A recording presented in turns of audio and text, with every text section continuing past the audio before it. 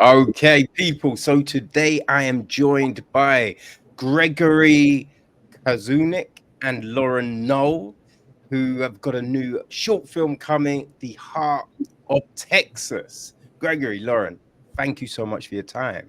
How are you both? Doing good. Thanks for having us. Yeah, of course. Awesome. Awesome. So The Heart of Texas, this is it's a really interesting story, right? Where did the the idea come, the impetus to put this on the screen? Yeah, I think it started with something that I witnessed. I live in Los Angeles, and um, I used to work in restaurants growing up, and in college, and especially in Los Angeles, you see a lot of migrant workers working, and I remember seeing a car fly down my street and almost hit a guy who was landscaping. And I have no idea if he was an undocumented worker or if he was here legally. I don't know. But it just got me thinking that if he was undocumented and he had been hit, what would be his recourse? What would he want to do? Would he want to involve the police? Would he want to seek help? And that idea just kind of sat in my head, and I didn't really do much with it. Years later, I wrote a little screenplay, and it kind of sat in a drawer. And it wasn't until I met Lauren where we sort of dusted it off and looked at it, and we realized that the central idea, the central dilemma, was still valid and interesting and worth exploring. But then we rewrote the entire script together around Lauren as the lead. Right. Now, what was it that spoke to you about this kind of idea, Lauren? I mean, I just think the question it poses is very interesting, and in terms of just what position would you have to be in to want to deny, um, potentially life-saving help, and I also have worked for longer than I ever meant to in hospitality and in restaurants and bars and whatnot, and I remember even like over the course of the pandemic, talking with some coworkers who just couldn't get, the pandemic assistance that the rest of us were getting. And there's just certain things that you don't think about that are, because you see people, sort of living their lives and with jobs and getting along their way, and you just don't understand the difference it is. And you could even be, we're looking at different sort of categories of privilege. In the heart of Texas, I don't think Janie is too well off, like in terms of economical class. Like Yeah. she there's also maybe a lack of privilege on that side of things.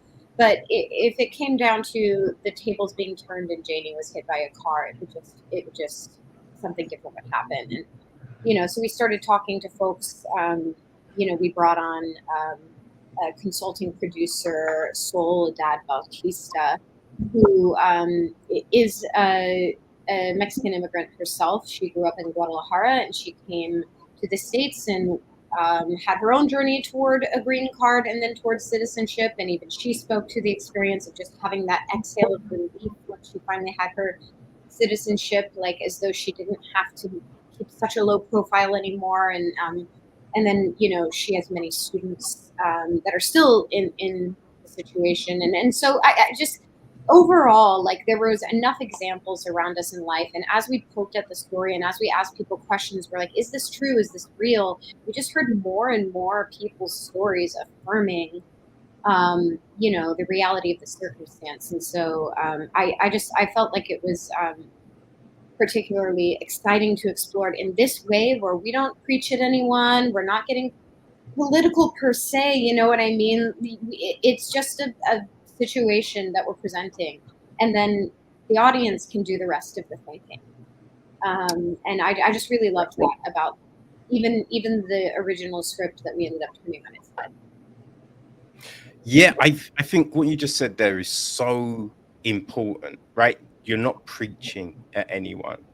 Hmm. And I think at times people create stories, that touch on subjects like this one, but there's this weird kind of angle around it, like, oh, well, this political party won't do this, and that's why you should.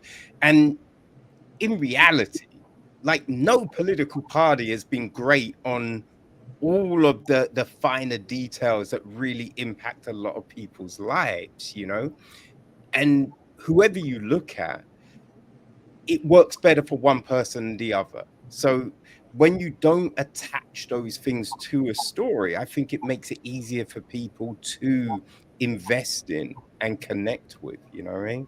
Mhm. So I think that was a really strong point, and it just helps the story feel more real, you know, because you get all of these characters. It was really interesting the way you did it, because as you said, you never at any point think that Jamie May is from this affluent background and she's so much better. But it was just through certain depictions, right? Certain actions that you could see the difference between her and Jesus. And I thought that was the way that you did that, the way you balanced it all. It really brought home the impact of what you were telling us. Yeah, it was actually something that we came to a little bit later in the scripting process, a few drafts in, to have Jesus and Janie May work at the same restaurant. And part of that was economy of storytelling. And part of that was connecting this idea that, all this guy wants is this job. He wants this job. He needs this job to do the thing that he wants to do, which is to take care of his family. And on the same note, she doesn't, right? She wants to get out of there. And Yes. she wants to move to Nashville and move on from this job, and just kind of showing, how those circumstances, even though they're literally doing the same work at the same place, how their perspectives are completely different on what that work is. Well, it's the American dream, right? And Exactly. Jesus Christ, the end of it, that the song, and then the images we're seeing as the song is, it just, oh man, that was so rough. That was so freaking rough, because you listen to the song and it, it's about embracing that dream, chasing what you really want. And we're seeing these two people's dreams, right? They're both working at the same restaurant, but their dreams are so far apart, but they're so valid for those individuals. They mean the world to those people, right? But they're so different. And that imagery and the song just really brings it home. It was such a great way to end it. Yeah, I think a lot of people, it's interesting to get the feedback where people are like, I was still rooting for her.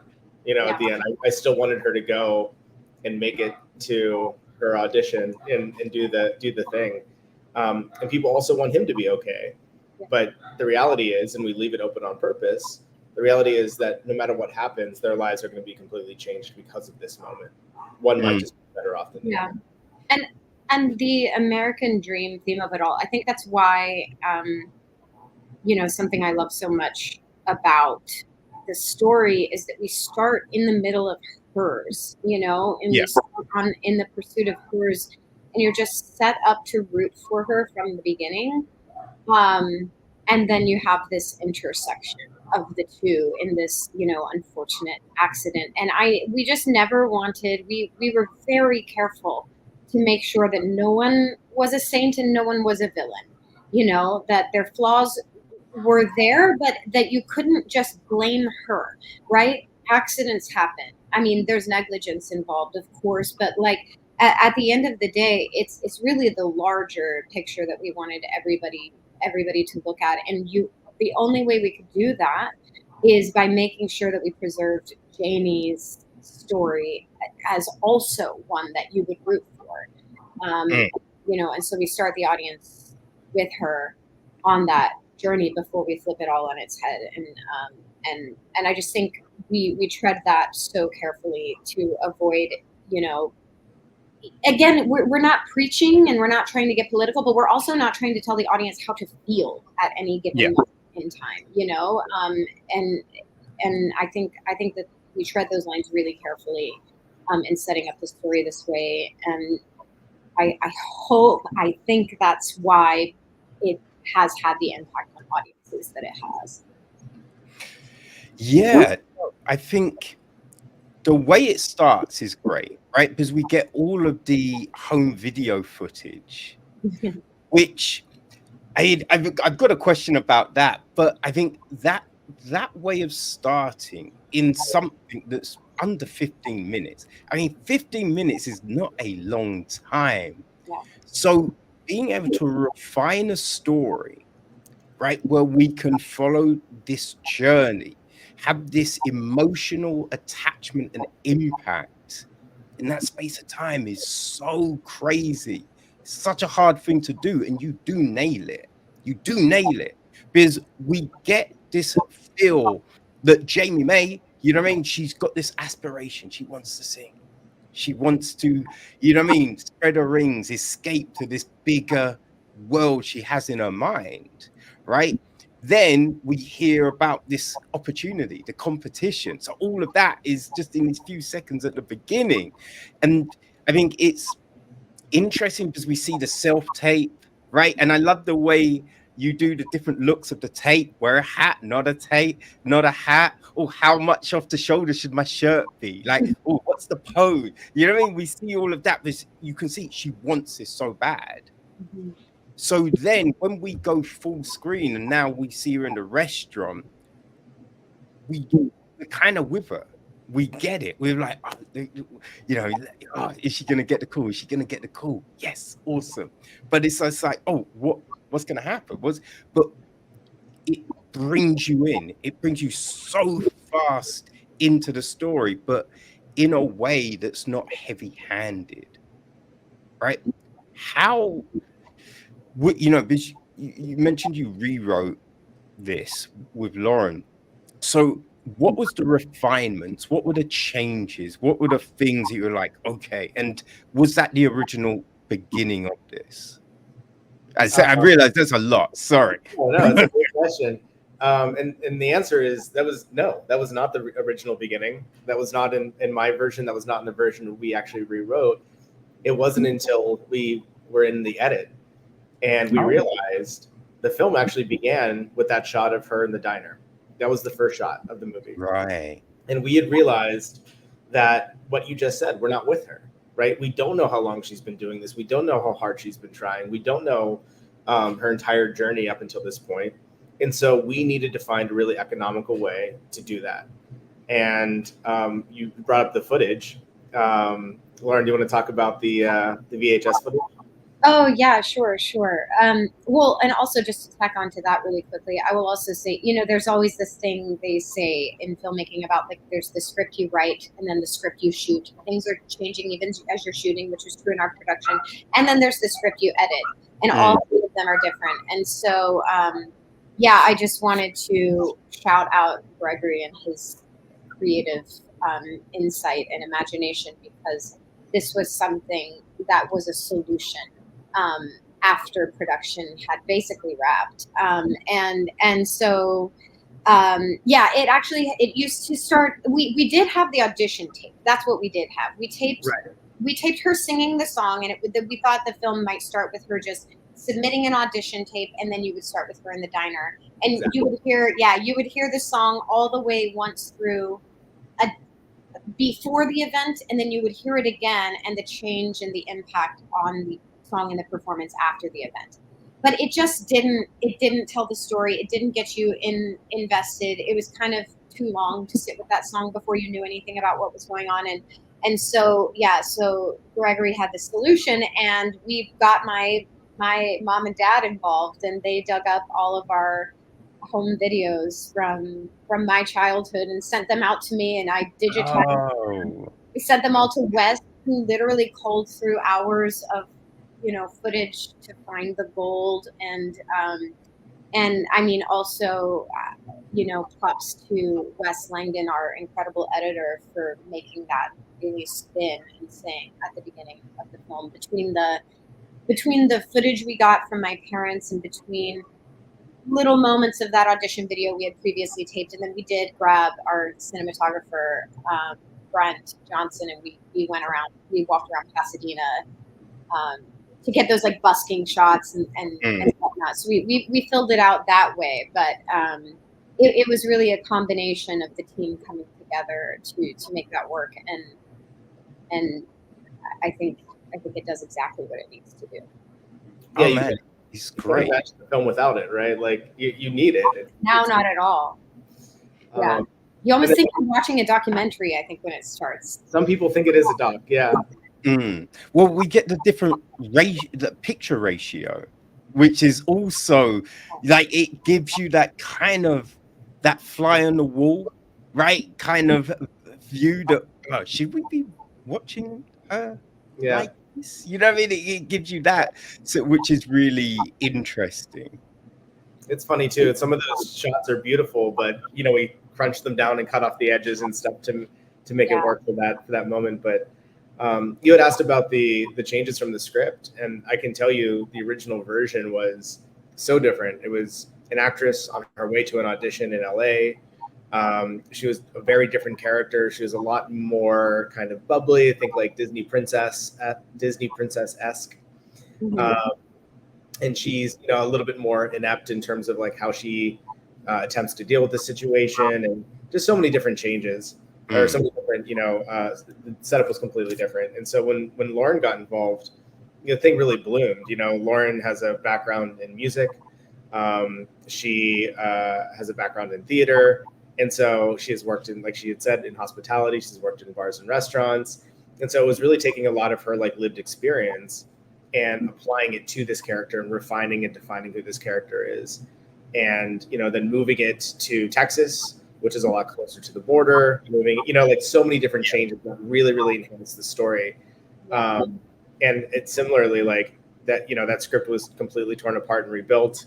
And then when we shot it, we were making decisions. And when we edited it, there's scenes that are completely gone. There's stuff we invented. And so you're just constantly, refining and refining until you get to that end product. Yeah, I think the original script would have worked as well. It was great. And that character also could find herself in this situation. But when we introduced me to the role, I was just like, I'm not that girl. I'm not that bubbly Disney princess. I'm a little more like worn down by the world and by the grind and by the rejections and by the, and I think let's see if that plays in this story. And now we couldn't imagine it the other way. Yeah. I mean, two things. Firstly, Lauren, do your parents get, credits now on the film? If they shot some of that early footage, like, are they getting a little cut? You know what I mean? When you make millions and millions. They're credited. Yeah, we thank them. And then also my mom, it's her voice. Whenever you hear Janie's mom's voice on the phone, and then even in her memories of the Janie May, look over here, baby, that's my mom. I coached her on the phone. She recorded some VO for us, and she's credited as Mama as well. Nice. Oh, outstanding. And Gregory, like, I think being able to, what's the expression? Kill your babies, right? Like you have this script that you think is good, that you think works, but then not being like, no, this is the story. Being like, okay, yeah, no, that's a good idea. Yeah, let's change it from an actress to a singer. Let's change the location. Let's I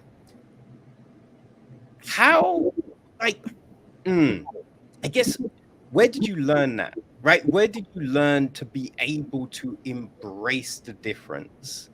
Right, to not be beholden by, your original creations, to really let a story bloom. I think practice, tons of practice. I went to film school and I shot a bunch of terrible movies. And when I was in film school, I shot a feature over one of the summers between semesters. And I remember during that very early experience, the hardest scene and my favorite scene was one where we, rented a restaurant, and it was like this surreal dance sequence, and there was choreography, and there was like in-camera effects, and I just loved this scene, and it never worked. It never worked. It slowed the movie down. The performances weren't, where they needed to be, on and on and on. And I fought so hard for it, and and finally took that scene out, and I was like, that's what they're talking about when they say like kill your darlings. Like, you have to do what's best for the story. And thinking about like, look at it through the audience's eyes and think about like, what is the story? What works about the story, right? What are we going back to that core idea? And if the idea is good and the idea is right, then you can shift it, right? You can shift it in space and time. You can shift characters. You can shift genders. But if the idea works and the story is well told, then it can work. And then, I've done years of directing commercials, and it's always the same. You get that really great shot, and it gets cut down from, this 10-second, one take to like 2 seconds, because that's the point, and that's what works. And that's, and so I just always am a believer in the best idea wins, and that ideas can come from anywhere. And so, I have a very clear idea of what I want and what I'm driving for, and I'm very confident in my script when I go onto set. But, when we're there, when we're making the thing, at every stage, we're questioning, is this the best way? Can it be better? Is there any other way? We were in Texas doing a tech scout and with my DP, Brent Johnson. And during that tech scout, we came up with 3, 4, 5, 6, 7 great ideas that ended up in the final film just from that, tech scout. So, I just think, you're always writing up until who said it? Like, a film is never done. It's just delivered. I could probably tweak it even more. And I'm sure Lauren feels the same way. But, at a certain point, you're like, okay, this works. You need to send it out. Yeah. No, if I can sing Gregory's praises for a moment, that is his superpower, is the collaborative spirit that he brings to the team. He's very smart. He's very creative, and the ideas are always already good. But there's just no ego at the table, and it allows the film to tell us what it is along the way, instead of fighting against, a previously clutched onto idea. Yeah, it's a great collaborator. Yeah, like was it always country, right? Or did you toy with different forms of music? I think it was when we had moved it to Texas and made her a singer-songwriter. We really looked at someone like Casey Musgraves as like a North Star in terms of like who we thought she would aspire to be and the type of song that she would write. And in fact, Lauren learned how to play guitar for this role. She's a pianist, but a vocalist, but learned how to play guitar for this because, of course, if you're going to be doing cowboy chords, it better be on a guitar. Yeah. So we started kind of like, we learned a couple of Casey Musgraves songs, and we were kind of playing with those chords and kind of figuring it out. And we ended up enlisting Aaron Konzelman, who plays Harlan at the end with the big beard. And he's a fantastic musician, singer songwriter. He was on The Voice, and the three of us over Zoom had our guitars out, and we were kind of strumming along, and we worked the song out together, and really tried to find that balance of something that felt authentic to that sort of like country western kind of folky thing, and lyrics that felt that they could sort of have a double meaning without being heavy-handed. And so I don't know how many sessions we had, but we worked those lyrics around and around and around, and finally landed on what we got. Nice. That's really good to hear, because I think sometimes with films, right, and there's a song element in it, the song sounds just like, what is this? This is so bad. You know what I mean? You're not convinced that this is meant to be this global pop star or this talented individual, but the song just feels so weak, right? And you think to yourself, why don't they like employ this and someone to write a great song, right? So, but you never really hear what that process is. So it's interesting to hear how you crafted that, and you all did it together as well. And I think, I mean, going back to the collaboration, that was so important. You know, like we kind of knew what chords we wanted, but like how are those chords played, right? How are they plucked? How are they strummed? What words are we using, and what do they evoke? And why would Janie actually write? Would the character write those words? And what, like, you know, all of that was kind of playing into it, and we really got into it, not in a combative way, but you know, in a way where we were really just challenging each other to come up with the best turn of phrase or the best, you know, little chorus line. And I still want to finish it. You know, you only get a verse and a chorus really. And one day I'd like to finish it and record it and have Lauren have her single out there as Janie May. Yeah, we keep meaning to do that. Oh, you know what you need to do, because I looking at the press notes, this is going to become a feature, right? So I think some of the promotion for the feature of like videos you can throw out on your socials would be the making of the song, right? And recording the actual full-length version of the song. Because, you know, when you look at those shows like The Voice and American Idol and whatever, right? Because it's been playing for so many weeks, that's why that song usually goes to number one, right? It's not necessarily because it's a great song, but it's because people have been with the journey for so long that then they're like, oh, it's out. Yes, I love that person. Oh, I'm buying it. I'm, you know, voting for it. So it brings it. So if people can watch, you know what I mean, Jamie Lee working on this song, and then it's like the film comes out on Friday and the song drops on Friday, be like, fuck, I'm buying that song. You know what I mean? I'm going to buy that song. I'm going to know the words. I'm going to go and watch the film. I'm going to sing a lot. You know what I mean? You bring people on that ride, man. I mean, I'm such a sucker for a really good like movie song, like Falling Slowly from Once or Shallow from A Star Is Born. Yeah. Like if the song works, and we talked about that, like the song should work outside of the movie, right? Yeah. Yeah.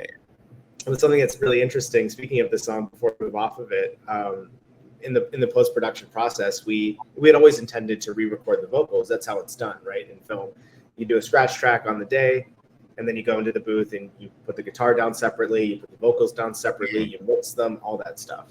And we had done that. We had spent a lot of time, you know, we have footage of Lauren in the booth, you know, matching her mouth, you know, like singing the song over and over again and matching the breaths and everything, re-recording the guitar. We actually had our composer add some like, you know, sweetening to the guitar and all this stuff. And we got into the edit and we're watching it and we're like, something's off. Something doesn't feel right. Of course it sounds better and the performance is quote unquote better, but there was just like something missing. And I think it was Lauren's idea. So I want to credit you. If I'm misspoke speaking, I apologize. But I think she was like, let's just turn it off, like mute it. Let's just go back to the camera raw and listen. And we listened to it and everybody was like, that's it. That's the performance. You know, it's raw, it's emotional, it's a little imperfect, and it's exactly what that moment called for. And it's what she did today. And there was no way to repeat it. Yeah. Yeah, I think it has to be raw. Because when you think about the journey to that point, right, there's no way you're in that room fully composed, fully happy and ready to just tear out the best friend. There's going to be so much on your mind, right? So many, all the worries and the burden of what have I just done? Like, what's going to happen next? Is this even worthwhile, right?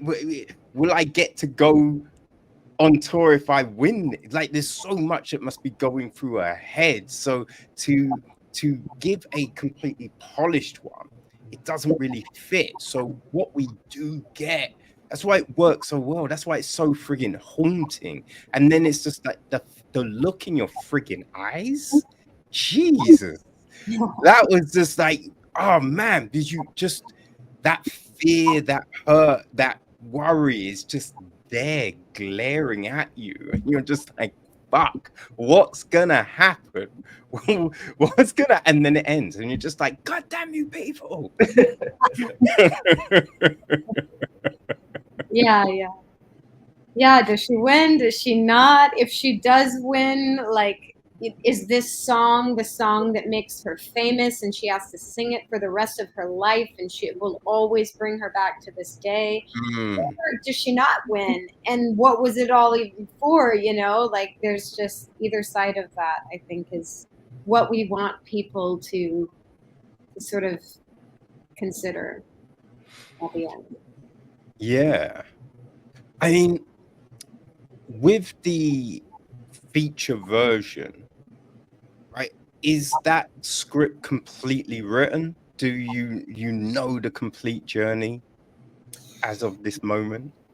No, it's similarly to writing the short. We have the beats, we have the core, we have the characters, we have the core conflict. A lot of what we wanted to do is expand on what is in the short. Not try to rewrite too much of it, but we want to tell a lot more of certain people's stories. We want to expand certain moments, and so it's really just kind of interrogating that and really kind of figuring out where are the edges of our story and where do we want to focus it. Yeah. More about the grind of the characters' lives as they're pursuing their dreams, so that you understand what it is they hope is on the other side of it before the including Jesus's more of his story.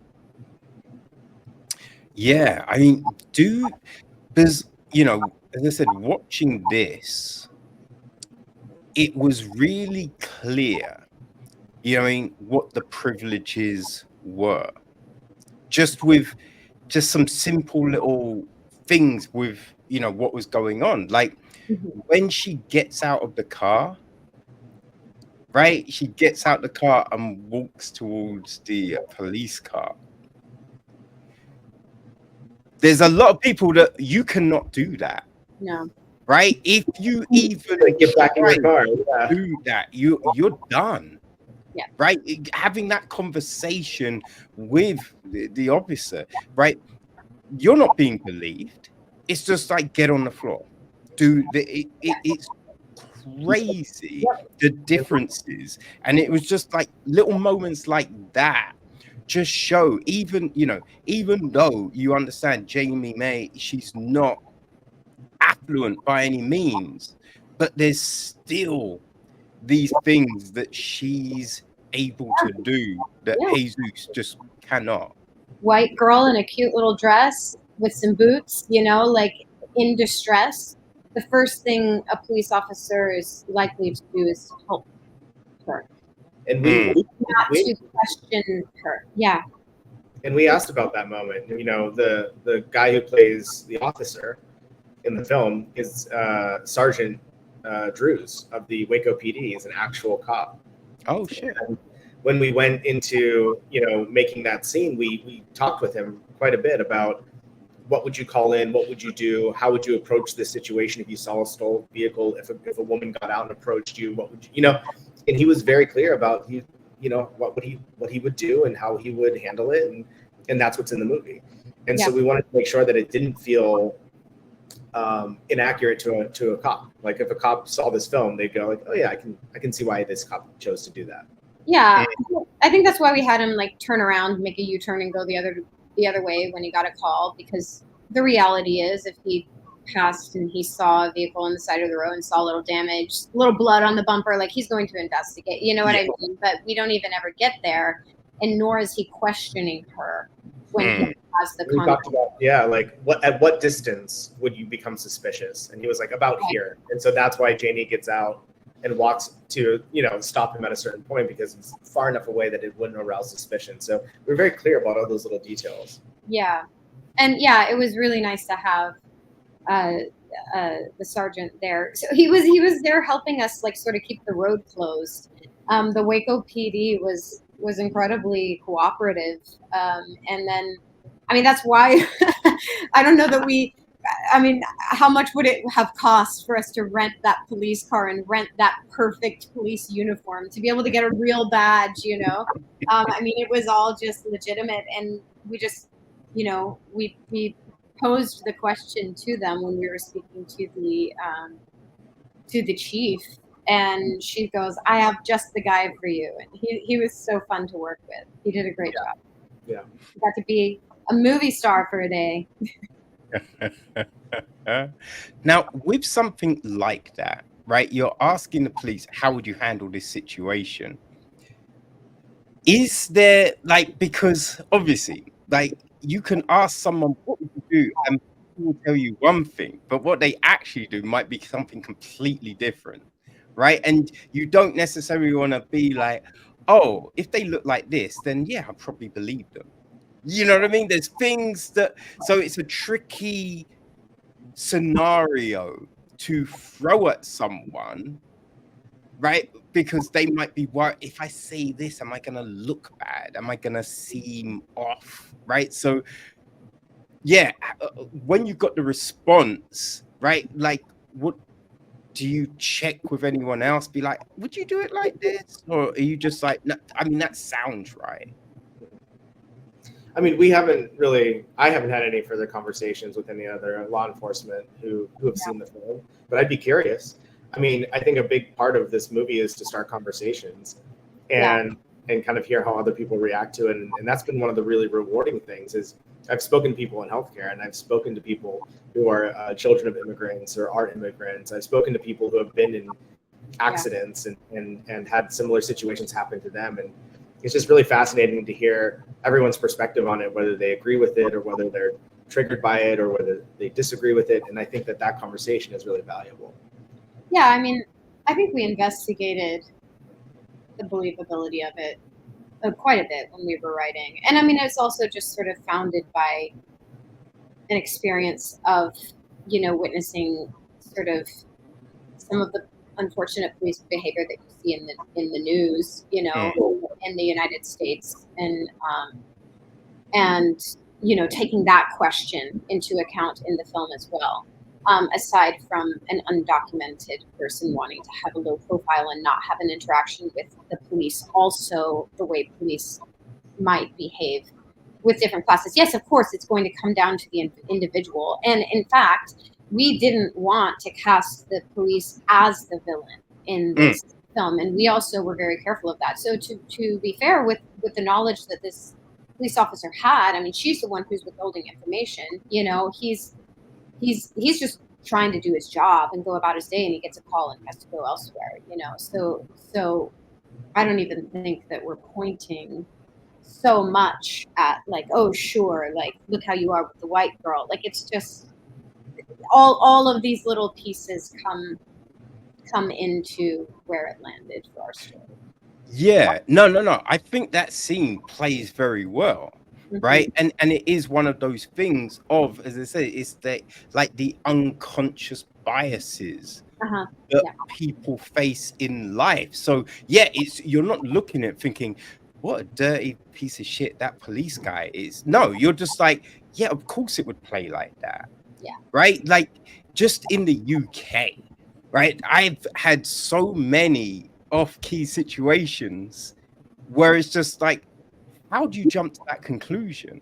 Right? There was one time I was in McDonald's. It's late at night. Me and my friends, we've come back from a club and they wanted to get McDonald's. And there were these drunk guys in there trying to cause all manner of havoc, right? Wanting to try and get into a fight. But I'm just like, you know what? Nah, we're not playing that game. So we're minding our own business. This guy is now beaten up a member of staff. The police come. I'm the person they grip up, right? They grab me, drag me towards the van to throw me in. And it's just that my friends happen to be white, 2 white girls, and they're like, he did nothing. And they're like, oh, okay. No apology to me, right? It's just like, we'll believe them. And that scenario has happened so many times, One time I got run over. I'm crossing the street and this old woman, has nowhere to go, but just decides to just throw her foot on the accelerator, flips me over the car, right? No one came to help. No one. I grew up in a very white area, and no one helped at all. So it's just like, you know what I mean? It's not just a state thing. Like this kind of craziness is For sure. in so many different places. So like watching things like this, it does feel real, Hmm. you know? That was one of the things that Sol, was one of our producers and cultural consultants on this film, really drilled home for us and verified for us, which is that there is so much fear. It's not that the cops had done anything, to this particular character, but it's the fear of the just being around them and that authority. Right. And when we talk about the hospital and the fact that they have to be helped and they're those sort of things, there's also the fear of just somebody in the waiting room seeing them and saying, why is this guy getting help, and reporting, you know what I mean? So there's fear just all around. Right, because it is true that legally the hospitals are required to help, and they can't question, but it doesn't mean that that's not a trickle domino effect, and that by not having the low profile, and by having by entering the hospital and having to give their name and having to whatever, that it couldn't still just have the domino effect that puts them in the position they fear most. Yeah, no, it's a tricky, it's a tricky thing. So you definitely understand why Jesus is just like, no, do not do that thing, right? So that's the thing. Everything that we see, you're not going, I don't think that would happen like that, or that's not believe. No, you buy everything, because I think it's like stuff that we have seen in the news, things that we know, and just interactions that you see. The amount of times I've worked in offices and everyone's, maybe going to the kitchen to grab a coffee, right? And the cleaning staff, a lot of the time the cleaning staff are, like African, Latin American, or Eastern European, right? And you see the way people treat them. It's crazy. Like, people will throw something on the floor and be like, there you go, something for you to do. Or they'll just make a load of mess and be like, you've got this. And it's just complete disregard. And it's just crazy how people look at some people and think, I'm so much better than you. Yeah, we even have that little moment at the end where Janie bumps into someone else at the recording studio. Yeah. Yeah. And then finally has that moment of recognition, like, oh, okay, these people are a part of my world in a very meaningful way, and that's the consequence of her experience. Yeah. Yeah, no, I really enjoyed it. One question, because as Jamie gets in the car and we see her like heading out, does she do a bump? Because it's a scene. You want to talk about this, Lauren? So yeah, what's funny is we did keep that's so you're the only person who's like picked up on that that I've heard. We used to have her doing a bump in the bathroom sequence while she was getting ready to. She's just gotten the news and she has to throw herself together, and we just believe she's worked all night long overnight, and this is just like a little pick-me-up to get on her way. And I think somewhere along the way someone gave us the note, like, you don't need it, we don't need a reason to like turn against her. It's enough that she's just tired from having worked and she's hyped up by this news and she's excited. Like, we don't need to add drugs. And we didn't want to give anybody a reason. But I think because we had initially had that there, Wes had found that moment. And obviously it was in my natural behavior while I was driving. We have a moment of me like brushing my nose or something. So he had put that there because he was like, oh, this is perfect because we're going to use that bit where she does. And we just left it when we took the bump out. So So yeah, no, it's not intended to mean that she just did a bump of coke, but it had initially served the story for that purpose, and we just and now it's just a bit of nervous energy, you know. Yeah. But I love it because I know the history of it, and now you guys know the history of it. But oh, sorry. Even if she had, I don't think that's gonna turn you against her, Sure. right? Because it's just like when you think of the situation, as you said, right? She's just done this double. She's done this double shift, so she's had minimal sleep, right? Then it's the anxiety, right? You've got to the last three. Yeah. The last three, you're in reach of your dream. So the nerves could be crazy. Sure. Now you have to go sing live in front of a legend, You know right? what? And your potential boss. Yeah. You know what I mean? There's like anything that can just chill you for a minute, right? What people are gonna do. So Yeah. if we see her do a bump, you're gonna be like, yeah, whatever, right? If she did a bump, if she smoked a joint, right? If she did microdose some mushrooms, right? Like anything you would get. Right, Yeah. she could eat a big bag of donuts. You would get, because it's whatever is needed to, you know what I mean, to anchor you to the moment. Yeah. We definitely went a few rounds. It went in and it came out of the cut, and it went back into the cut and came out of the cut. I think in the future, we do want to explore a little bit more of her self-medicating, you know, due to sort of just the circumstances she's found herself in life. But I think for the short, we just didn't want to lead anybody astray. Yeah. I mean, there's so much stuff that we did shoot. You know, there's a scene where Janie just kind of has a quiet moment where she's smoking a cigarette and she's thinking about, you know, what this moment means. There's a lot more like driving stuff, and again, you just have to like keep tightening and really relentless. She used to flip off Dave, the manager, her boss at the restaurant. She used to flip him off and say "fuck you" on her way out the door. Like then we were like, "Yeah, it's okay. We don't need to plant reasons to potentially be like, what's this girl's problem?" And you want the story to be told. Yeah. You know, but it was very important for us, for myself, to make sure that the film moved. And, you know, we were really aiming for that 15-minute mark because, you know, if you think about an episode of television, that's like, 23 minutes plus commercials. Yeah. And we wanted it to really to be programmable at film festivals. You know, we wanted it to fit into a block that could be programmed. And we also just wanted to get in and get out and leave people wanting a little bit more. And so, you know, I love those little quiet moments in films. Like, I love those little character moments. And we do keep some of them where she's looking in the mirror, staring out the window, or, you know, there's some quiet moments, you know, in the middle of the film as well. But we just really wanted it to hit that 15-minute mark and be as tight as possible.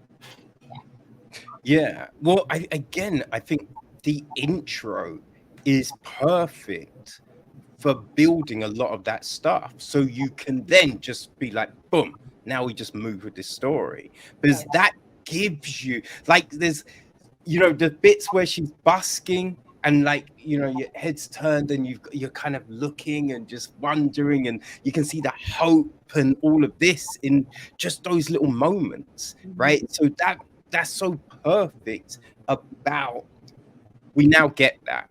Right, we get an understanding of who Jamie May is. Yeah. You know, so it's just like all the other stuff, you understand it. And that's why I feel it's like you don't think she's a bad person. Right? There's just all of this stuff wanting to, you know, get to this place, right? Wanting to, you know, branch your life out, right?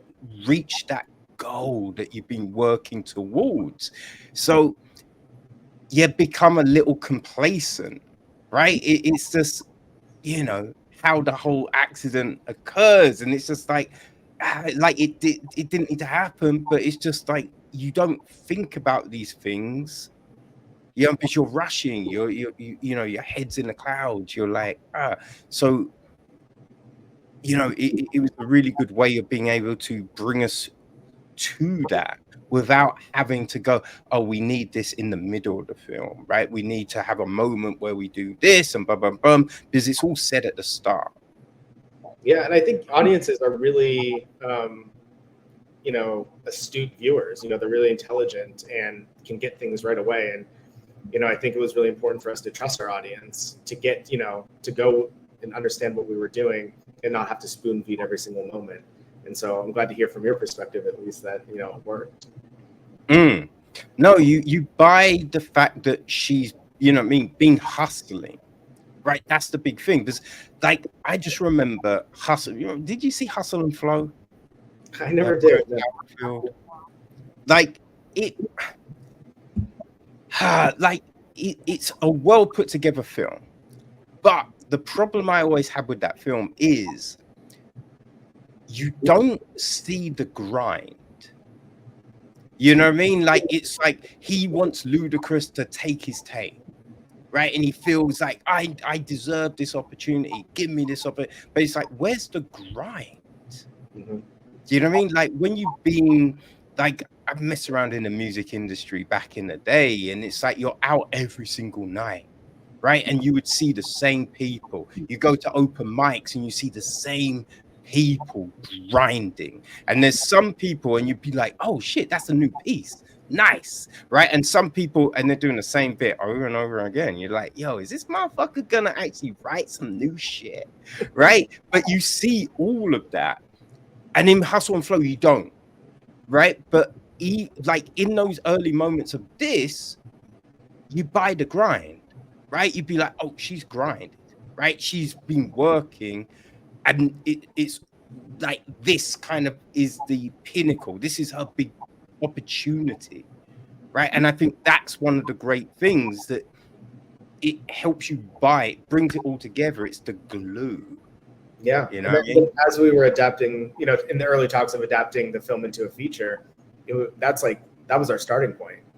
Like any artist that I've ever met has had that passion, that grind, those ups and those downs, the late nights, the early mornings, and to your point, like it's rarely depicted where you just sit in those moments, right, and really feel them. Yeah. So it was important for us to explore that, and hopefully in the future we'll be able to do a little bit more of that. Yeah. With the feature, do you like? Is it kind of fleshed in your head where you want to flesh things out, and how much continuation from the end point of the short do you want to go? Yeah, it's a great question. That's what we're figuring out. Obviously, like the short has to work as a short, and so we ended it where we ended it, and it's really like kind of what we talked about earlier, trusting that the ideas work, that the story kind of tells you like this is when we're over. And I think one of the effective things about the short is that powerful ending. And so if we do expand that and we do go past that point in the feature, we really need to justify it and earn it. And so those are the conversations we're having as we're continuing to write. Yeah. Okay. Yeah. Now, sorry, Lauren. Oh no, just the point in which the accident will fall in the feature-length version is something that we've moved a number of times in our discussions, and I don't think we've landed yet. Right. Now, with because the short hits in such a way, right? When you do the feature, is there kind of okay, we need to hit exactly the same, or tonally we want to take it to this different place, right? Do you have that kind of thought? You know what I mean? It's a bit like let's say The Matrix, right? The first Matrix film is so good. I did not like what came after. Yeah. and I feel it kind of like you can watch the first on its own and go, nothing else happened after. They just stopped making them after this point, right? But in your head, there's 3 more. and it kind of diminishes it slightly. So, like, is the default of we don't want to take away the impact of what that is. We want this to be, although it's the same story, but wider, right? Fleshed out, but we want it to have a different impact. I Like, mean, we've always said, our two comps for this are 21 grams and A Star is Born, right? Okay. So both of those have very punchy endings and very intense moments. And I think the intensity of the short is something that we do want to retain. We want it to be, we want it to move. We want it to be a tense thriller in some ways, in addition to being a story about music and artistry and the American dream and all the things we talked about. And so I don't think that the film is going to be languid, but I do think that we're just going to be able to expand on every beat that's in the short, show a lot more of both of their stories and how they got to the moment, really expand the central event. There's a lot of ideas that we had when we were working on the short of how that moment could play out, what Janie could have done, right? And just really kind of build the tension there and all the different obstacles she could come across. And then, of course, the outcome for both of them. So it really is, kind of focused on what's in that short and expanding that and trying to retain the spirit of what we created. Man,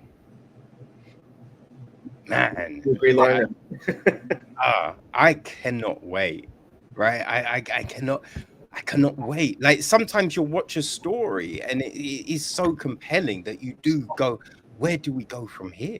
Like, what is the rest of these journeys for because there's so many things that you think where you think Jamie May could go, right? A lot of them could be dark, right? But there's so many different places that character could go. So it's so intriguing.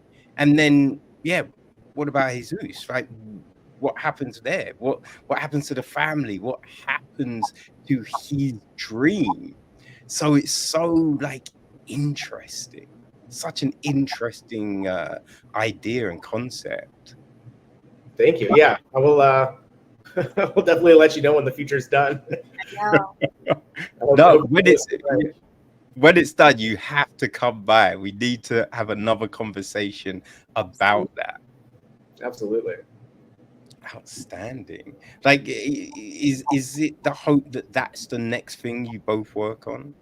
That's a great question. It's funny because both of us are doing something in between then and now. So I'm working on a romantic comedy, and Lauren's, I'll let you talk about your project. I mean, mine is also a romantic comedy in this sort of different way. But yeah, we both have our own separate features on our plates. Granted, we always tap each other for insight and help because now the team is built. But yeah, we both have projects that are coming up in the interim, and I think Texas, the feature, is hopefully the next project on our docs. Yeah, we're gonna go do our solo albums, and then we'll come back. And then the reunion tour. Outstanding. I mean, would this be like for you, Gregory? Because you did And the Rest Falls Away, right? Mm-hmm. Short, and then you did a feature. That's right. Is it the same kind of idea with this one? Yeah, absolutely. I mean, I love when a film starts as a short, like Whiplash was a short film that then went on to become a feature. And I think you learn so much from that experience. Like, you get to, first off, what did you choose to focus on to make the short? And what's interesting about that? And, like, can you hold on to it? Like we were just talking about, like, what worked? What do you retain? And then you spend, maybe a year going to film festivals and talking about, and doing press and talking about the film. And it's interesting the feedback you get and what you learn about the story as you're talking about it, what's revealed.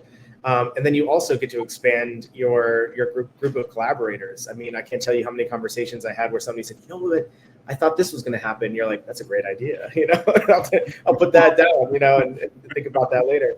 And so I just think you benefit from letting it sit and cook and marinate and and you have time to kind of test all the edges of the stories. And so, yeah, I had that experience early on when I made that first feature, and I think that the hope is to replicate that experience here. Right. Awesome, man. And just one other thing before I, let you get on with your lives. With something like this, because it is dealing with a subject that is like, it's something that happens all the time, right? But it's not talked about. Like, what is the hope of the show? Like, are you kind of thinking, oh, let's play this in schools, let's take it to, government bodies, let's, what I mean? Like, what is there another thought of where this could go, what good it could do, how it can start those conversations? Yeah, 100%. A good friend of mine, Doug Roland, made a film a couple years ago called Feeling Through, and it was the first film to star a deaf-blind actor ever in a role. And that film ended up getting nominated for an Oscar.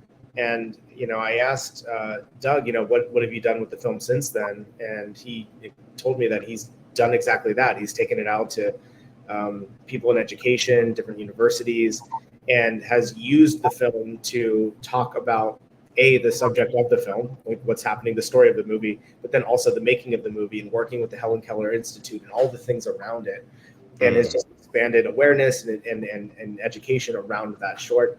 And he had seen our film and recommended we do the same, and I think it's such a great idea. And we were actually very lucky recently to go back to Texas and play the film for the Texas Summit for Arts Advocacy. And we were showing it to lawmakers and policymakers and people who determine where funding goes, where government funding goes. And we were encouraging people to, fund the arts because these types of stories are important. And so we've already had an opportunity to bring it beyond the film festival circuit, beyond the entertainment realm, into something that is a tool to help, continue arts education and funding and bring awareness to the subject matter. Oh, tremendous. Oh, that's fantastic. Awesome, guys. So you are playing at Holly Shorts on Saturday the 17th at 7:15 in the evening, I believe. How are you feeling about that? That's exactly right. I mean, I'm thrilled to be a part of Holly Shorts. I mean, the films that we've seen so far are absolutely phenomenal. The talent, the people who are involved in it, the people who run it. It's just an incredible opportunity, an incredible festival. We're screening at the Chinese Theater, which is a legendary theater here in Hollywood. How do you feel about it, Lauren? Yeah, I mean, it's an honor. Absolutely. It's an incredible festival. And again, yes, just seeing the films that we've seen so far, it's just an honor to be screening alongside them. And we're thrilled to have this Saturday night primetime spot. Yeah, no, it sounds great. All right, so how can people keep track of everything you're doing? See how you're working and expanding these songs. You know what I mean? Just get on with the whole journey of the potential feature. Yeah, we have a website going. It's called heartoftexasmovie.com. There you'll see upcoming screenings, any sort of press or news releases. We try to, keep that pretty well updated, and we'll continue to use that as a source to evolve it. We're on Instagram at Heart of Texas Movie. And then, of course, you can follow our personal socials where, I'm talking about the film a lot, and I know Lauren is too. I'm at Gregory J.M. Kasnick, and follow along if you want to see the film continue. And I'm at Lauren C. Knoll. Tremendous. Okay, people, the links will be on the website, so make sure you go follow Gregory, follow Lauren, go subscribe to the website, all of that jazz, because this is a story that definitely resonates, that you will definitely want in your life, and you want to see the feature as well. So make sure you go do that, guys. have a tremendous time on Saturday. Thank Thank you. Oh man, I'm sure that audience are going to love it. So yeah, be prepared for mad questions in that Q&A afterwards. Yeah, you set us up good. Thank you. Yeah, thank you so much for having us today. It's such look, when AJ hits me up, I know to take that call, right? I know that she's bringing me something great, and yet again, AJ delivered. So, guys, you've been tremendous. This has Thank you been so much. great. I've just loved hearing about the process and like just those different things, right? Talking about the songs and just all of these elements, man. This has been so much fun. Thank you. Thank you. Yeah. Awesome. Well, yeah. Can't wait until we get to talk about the feature. And hey, with your other projects, come by and let's talk about those as well. Definitely. Yeah, we will. Awesome. Gregory, Lauren, thank you so much and all the success. Thank you. Thank you. All right. Take it easy. You too. Bye. Bye.